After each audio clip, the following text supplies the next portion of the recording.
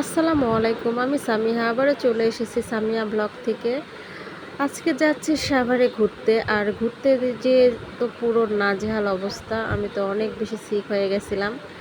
এখন এডিট করছি, এখনই আমার অনেক মনে পড়ে কষ্ট হচ্ছে। কারণ আমি অনেক বেশি সিক হয়ে গেছিলাম। তো যাই হোক, এরপর বাসে উঠবো। তারপরে এখন আমরা সাভারে চলে এসেছি। তো এখানে অনেক পাকা পাকা কদবেল, তো এটা খাবো।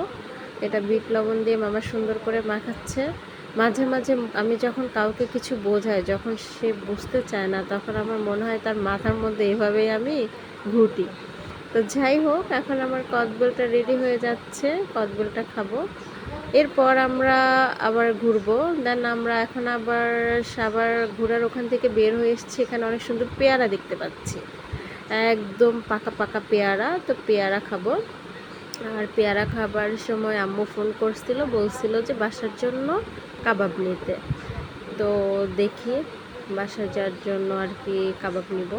আর কাবাব না পেলে দেখি যেটা পাই আর কি নিয়ে যাবো আর কি। তো যাই হোক, এখানে পেয়ারাটা সুন্দরভাবে ধুইছে, বেশ ভালোভাবেই ইয়ে করছে। আর এটা খাওয়া শেষে আমরা কাবাব নিব। তো এখানে রেশমি কাবাব, অনেক কাবাব আছে, রোল আছে। তো আমরা এখান থেকে কিছু কাবাব নিব। আর এখানকার কাবাবগুলো অনেক মজা, কারণ এর আগে এসেছিলাম, এখান থেকে কাবাব নিয়েছিলাম। তো যাই হোক, সবাই ভালো থাকবেন, সুস্থ থাকবেন। আর আমার চ্যানেলটি যারা যারা এখনও সাবস্ক্রাইব করেন নাই, তারা তারা অবশ্যই আমার চ্যানেলটি সাবস্ক্রাইব করবেন। আর আমার জন্য দোয়া করবেন। সত্যি বলতে আমার আজকের দিনটা খুবই বেশি কষ্টের ছিলাম, কারণ আমি অনেক বেশি সিক হয়ে গেছিলাম। আমার জন্য প্লিজ দোয়া করবেন। ভালো থাকবেন। আসসালামু আলাইকুম।